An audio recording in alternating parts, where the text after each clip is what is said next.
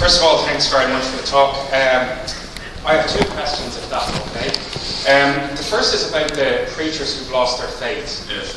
I was interested in it, but I was a little bit surprised as well.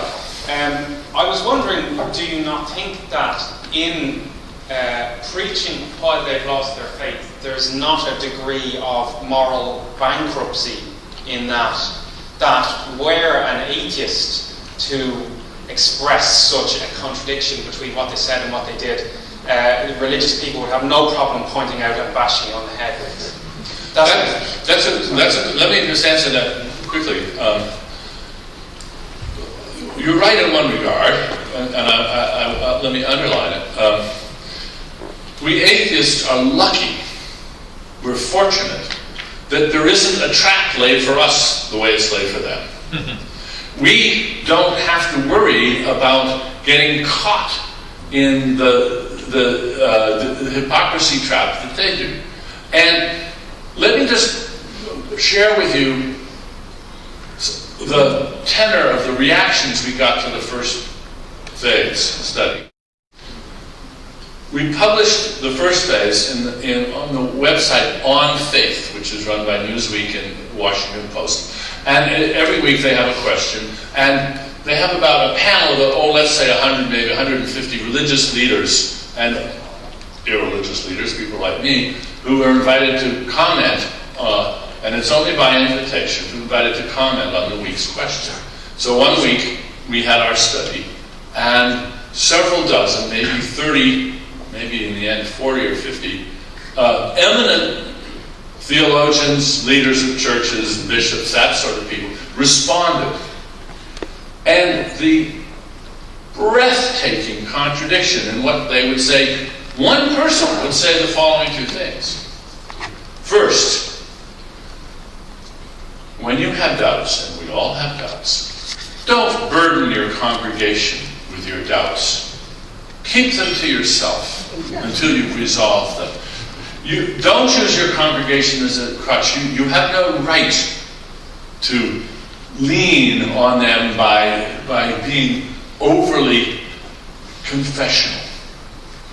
But of course, as soon as you're really sure that the faith is not going to come back, then it's your moral obligation to get out immediately, because it's very dishonest, just what you said. Well, now one wants to know, how long are you supposed to wait?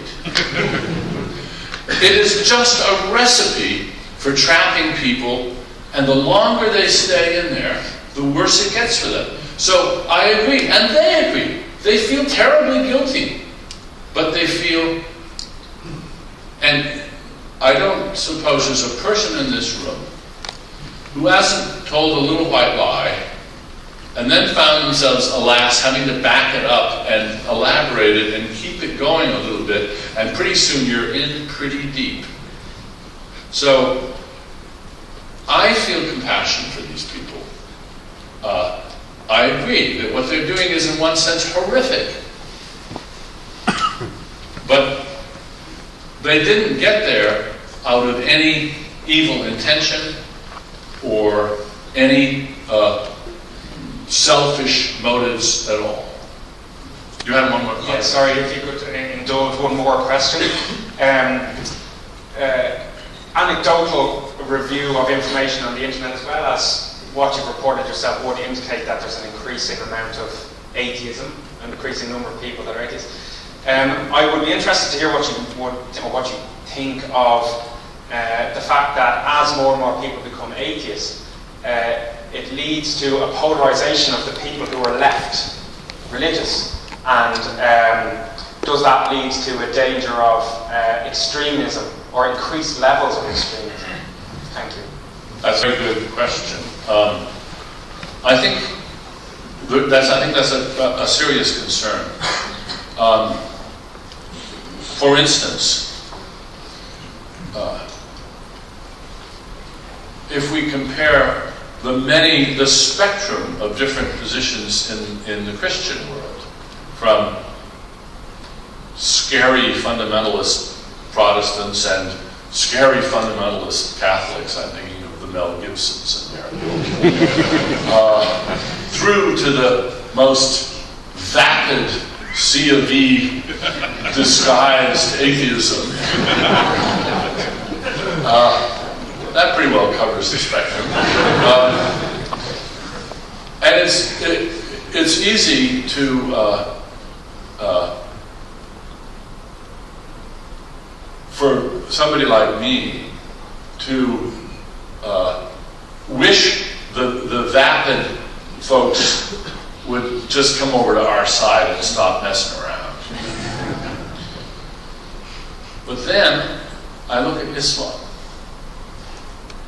where they don't have a large and vocal tradition of speaking liberal Islam.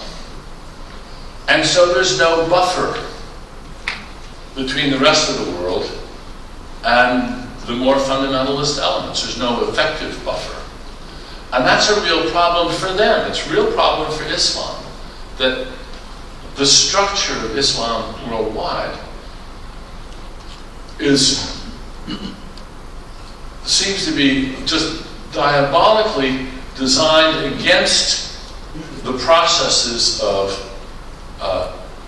reasonableness and reform.